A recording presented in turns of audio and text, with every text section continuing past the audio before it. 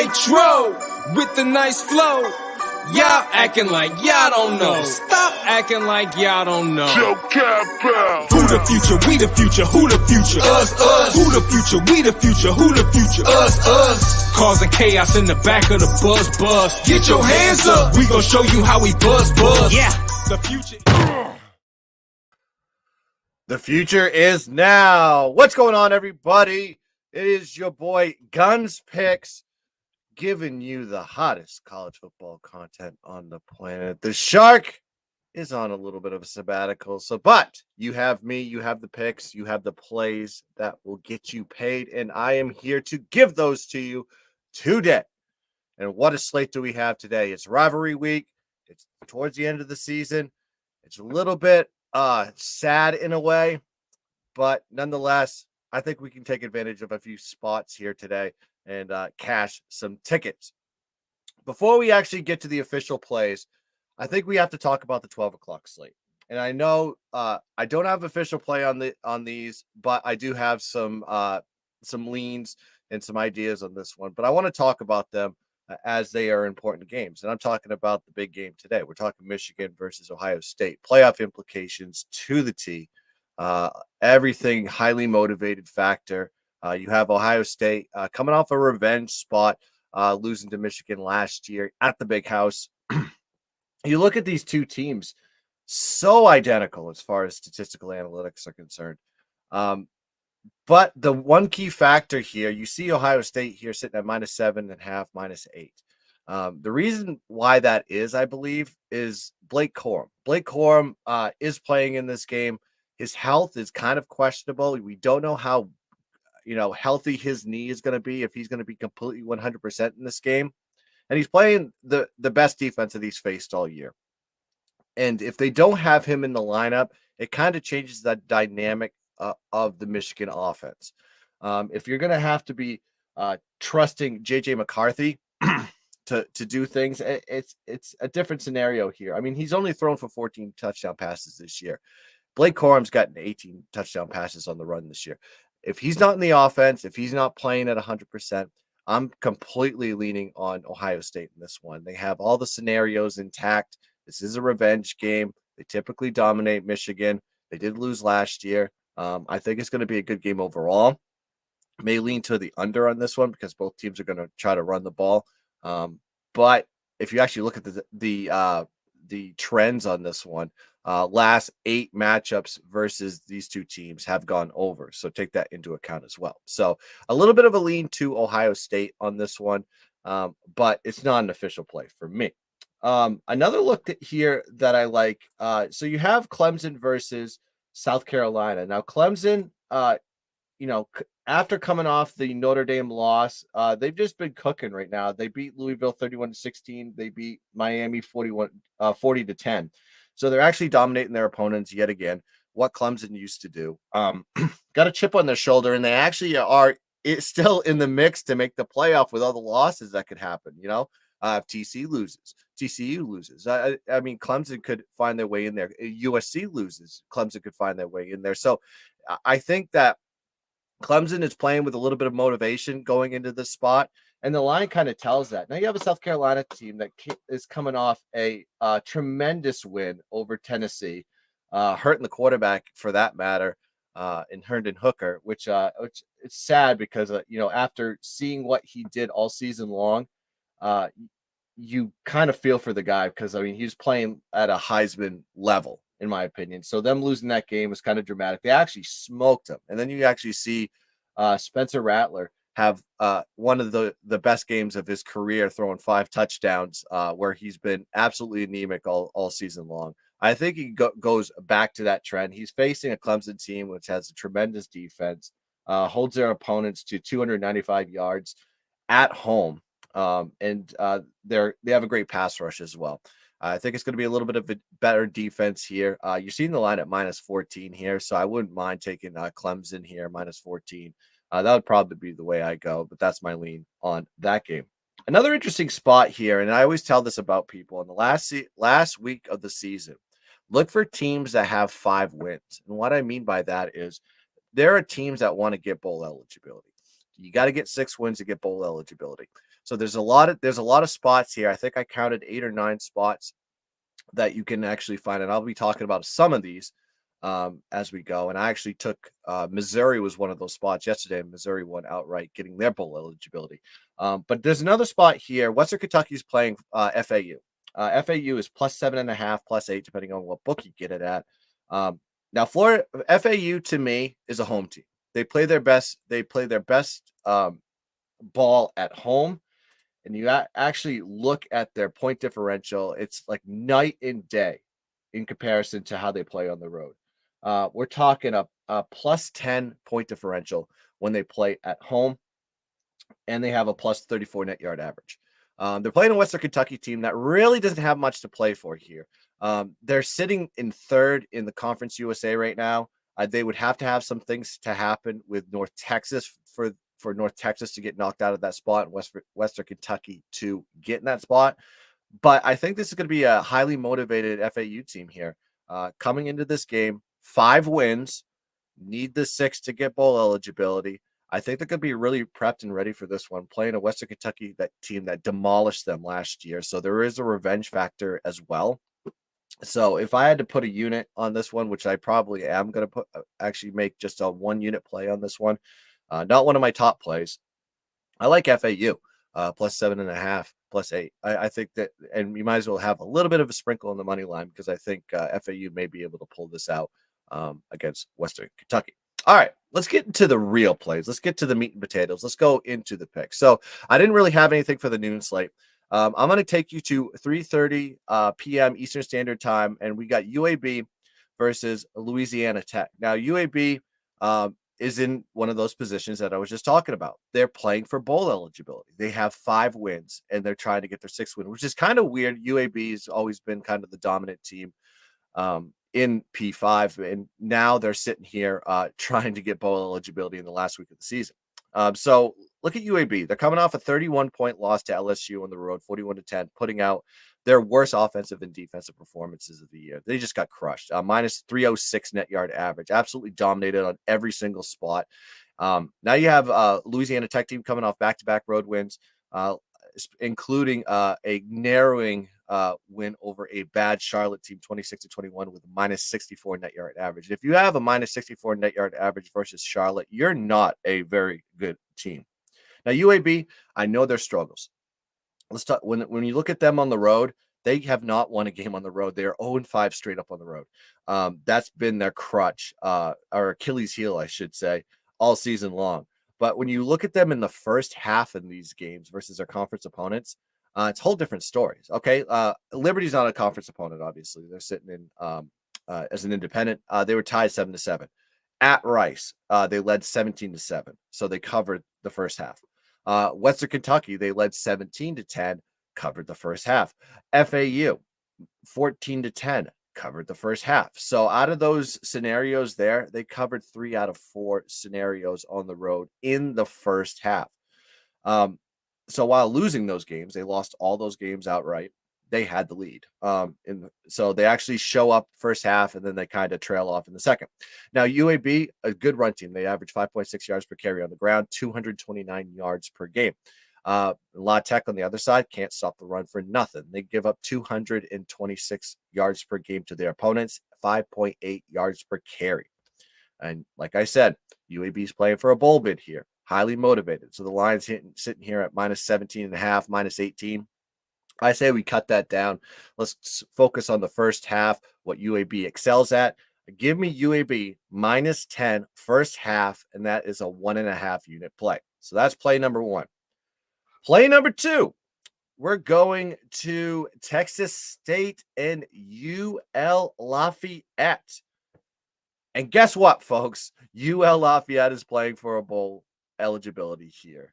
ULL, they're coming off the road versus a good Florida State team. They lost 49-17, minus 149 net yard average.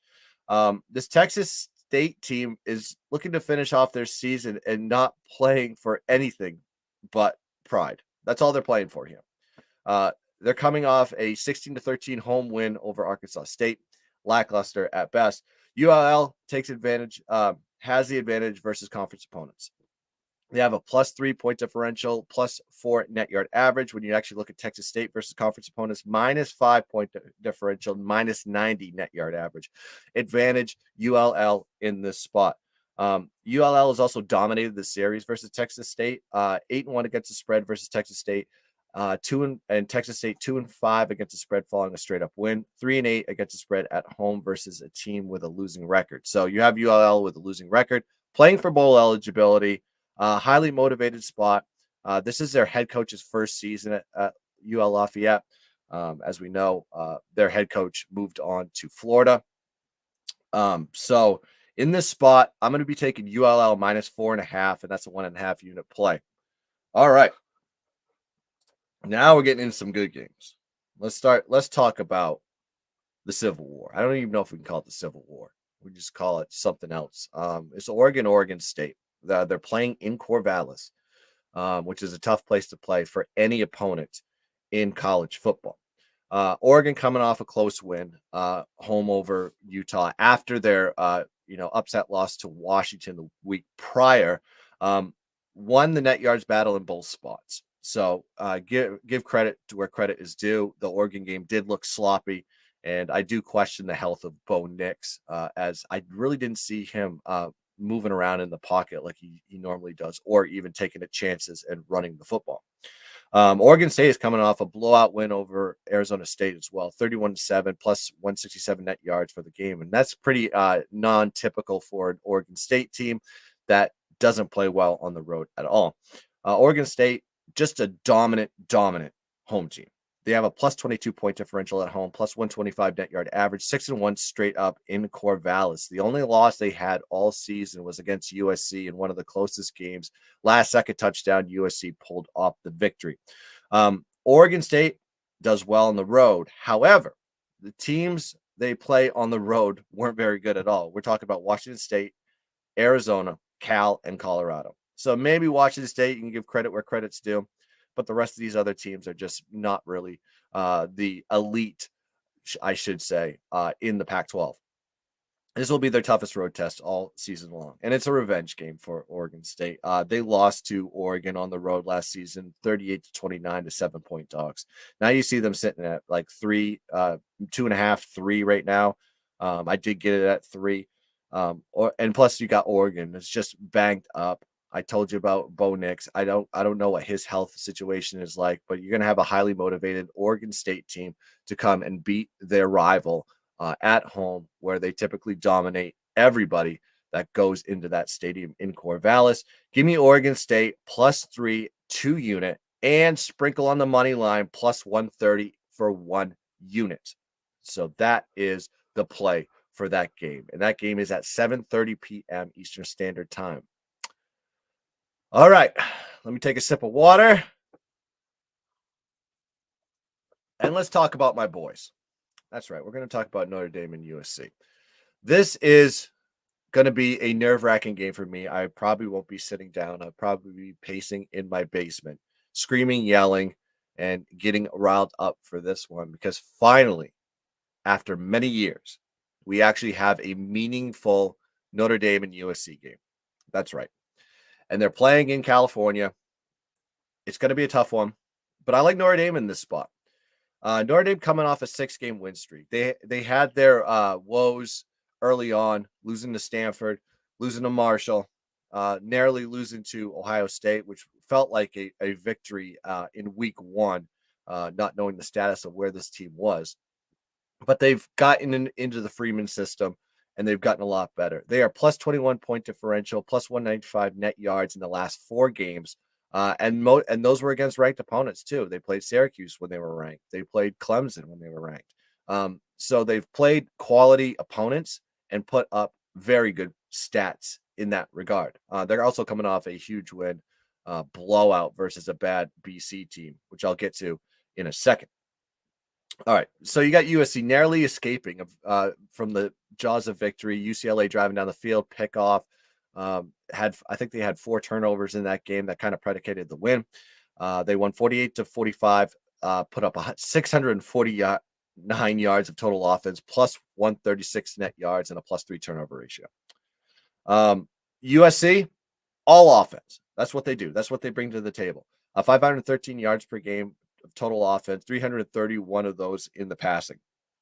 Caleb Williams is having himself a banner year, probably have a seat at the Heisman table if they let him. 64.9% pass completion rate, 9 yards per attempt, and 33 touchdowns, 3 INTs. However, those stats are a little bit misleading as USC hasn't really faced any pass defenses all year. If you actually go and look at the teams that they face all season long, not one of those teams is ranked in the top 50 against the pass.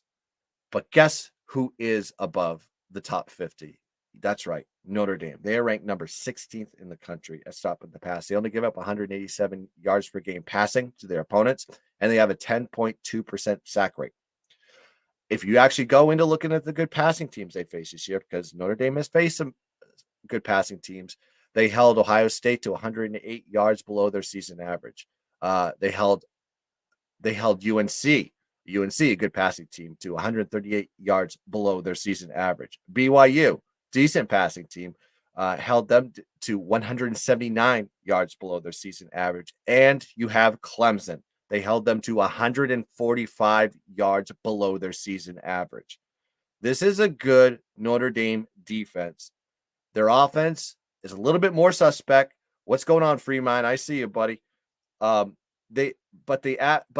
really focused a little bit more on the run, which plays into what USC lacks on the defensive side. They average 4.6 yards per carry, 191 yards per game on the ground. And in the last 4 weeks, they've averaged 214 yards per game on the ground. So they got Estime, they got Diggs, they got Chris Tyree. That's going to be the three-pronged attack that is going to try to gash this USC squad. Now, USC has had their struggles on the defensive side, like I just said. They give up 446 yards per game to their opponents, 4.6 yards per carry on the ground. But versus run-oriented offenses, if you actually go and look at the teams that actually are a little bit more stronger on the run, they give up 5 yards per carry or more to them. So look at this Notre Dame team gashing this USC squad. ND also 19-7-1 against the spread on the road. And Notre Dame has won 5 out of the last 6 straight up versus USC. So this is one of those spots that you have a USC team that's playing for a college football playoff implications. And they have also maybe a little bit of a look ahead when they got the Pac-12 championship leering around the corner next week. But I don't think that's going to play. I think USC is still going to be motivated for this one. This is a rival they want to go beat. But I think this Notre Dame team defensively is going to be too much for them. I'm taking Notre Dame +5 as a 3-unit play for me. And I'm also going to be taking them on the money line, +180 for a unit as well. This is my top play of the week. I know I'm a fan, but when the stats don't lie, I'm telling you, this is a humongous game that I think Notre Dame, they've played ranked teams all season long. They've only lost to one, and that was Ohio State in week 1. So take that into account. This USC team, to me, is a little bit too fraudulent for me to not take the underdog in this spot. Moving on to some lackluster games here. Let's just get through these real quick, but these are going to be official plays for me. Miami Hurricanes playing for a bowl. Okay. They are 5 wins in the Cristobal era, and they're going to be playing for their coach here and try to get a bowl victory, try to get into a bowl. They're playing Pittsburgh, a team that I guess is a rivalry to them. It seems like they play them at the end of the season every year. Let's talk about Miami here. Coming off a blowout loss to Clemson, 40-10. Absolutely dominated, minus 319 net yards for the game. Pitt on a 3-game win streak and off a home win versus Duke, narrowly winning that one, by the way, 28-26, despite minus 43 net yard average for that game. Miami's playing their best ball at home. What can I say? If you can call it their best ball. 0-point differential at home, plus 22 net yard average. Miami has also dominated the series versus Pitt. Miami has won 14 out of the last 16 matchups versus them. Granted, this is a weak Miami team this season, But I think they're going to be playing a little bit more motivated than Pitt in the spot. Because Miami has something to play for. They're playing for bowl eligibility. When you look at Pitt, Pitt's already got 7 wins, nothing else to play for. Want to wrap up the season, maybe get a bowl game and see what happens there. So you got the home dog playing for bowl eligibility. Once again, we're going to be talking about this. I think we've already hit like 3 or 4 of these plays already based on if they're going to go to a bowl or not. And I'm going to be taking Miami here, plus 6.5, 1.5 unit play for me. All right. Now we got Syracuse, a Syracuse team that is completely lost and in disarray right now, playing another team that is lost and in disarray off a humongous loss on the road to my Irish, the Boston College Eagles. Boston College, like we said, coming off that bad loss, 40-0. After their upset win versus NC State, so there's supposed to be some regression there. So you're getting a coin flip every time you get BC, right? Minus 264 net yard average for the game against Notre Dame. Cuse is on a 5-game losing streak, though. They have not played well since their loss to Clemson on the road. And if you actually look at the last 4 weeks sample size here, Cuse minus 18-point differential, minus 145 net yard average. BC in the last 4 weeks, minus 15-point differential, minus 50 net yard average. So both teams not playing well, but you have BC playing a little bit more competitive. BC also won 2 out of the last 3 matchups versus Cuse, but they did lose last year 21-6 as 6.5-point dogs. So take that into account looking at this game. A little bit of a revenge spot for BC playing at home. Also, the dog in this spot, 9-3 against the spread in this matchup. It's also senior day for BC. So you have a little bit of motivation to kind of finish off the season, a bad season at that. And you go beat quote unquote rival in Cuse, who has nothing to play for, struggled as of late, just trying to get to the end of the season, dragging across the finish line. I think this BC team bounces back after that embarrassing loss to Notre Dame. They're playing for their seniors. Give me BC plus 10.5, and that's a 1.5 unit play. I got one more game for you, and it's the late night degenerate special, as we always like to do. Pac-12 after dark. It is the Apple Cup. That's right. Washington State. Washington is going on the road, playing for Apple Cup supremacy. Washington State, 3-game win streak, coming into this game versus Washington. But Washington is also coming into a little bit of a win streak, a little hot streak themselves, 5-game win streak in that regard. Now, Washington is playing very well in the last month. They have plus 15-point differential, plus 152 net yard average. This includes wins over Oregon State and Oregon. So they're playing some high-level competition in these spots. Washington State, on the other hand, in the last month, plus 14-point differential, plus 8 net yards. Their competition is less impressive, though. They played Stanford, Arizona State in that window. So take each one into account. Washington's played a stiffer competition as of late, whereas Washington State has not. When you actually look at Washington versus good teams, Washington State versus some good teams, you're going to find something a little bit interesting here, and I'll tell you what it is. They lost to Oregon by 3. USC, they lost by 16. So every time they play a good team, it seems like they lay an egg. Oregon State, they lost by 14. Utah, they lost by 4. So when Washington State has to play someone above their pay grade, it seems to be that Washington State kind of just goes flat and gets dominated. Okay. Granted, they're playing a little highly motivated opponent here, but I think this Washington team is built different. Also, Washington has won 10 out of the last 12 straight up versus Washington State. Washington is in a different position than last season as well. It's like this is a better coach team. They have better personnel. They have a better quarterback for that matter. Penix has kind of turned things around. Their offense is cooking. Their defense is cooking. So this is not the directionless Washington team that was in 2021 where they lost to Washington State. So you have the revenge factor in there. They're going to be motivated to go get these victories. And I think I'd have to go look at the stats. There may be some sort of finagling that if things kind of fall into their plate, they may be able to have a spot in the Pac-12 championship. I don't know if that's true or not. I may be wrong on that one. I can't remember where UCLA was at because they did win yesterday. But take that into account here. I think Washington is going to come out and really play their best ball versus their rival. Get the Apple Cup back. Give me Washington -1.5 2-unit play.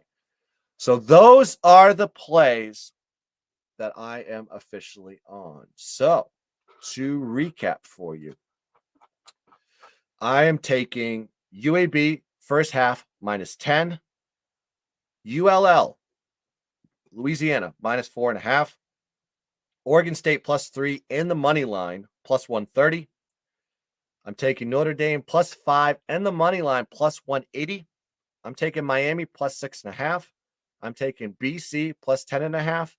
And I am taking Washington Huskies -1.5. So those are the plays. I will recap them on my Twitter.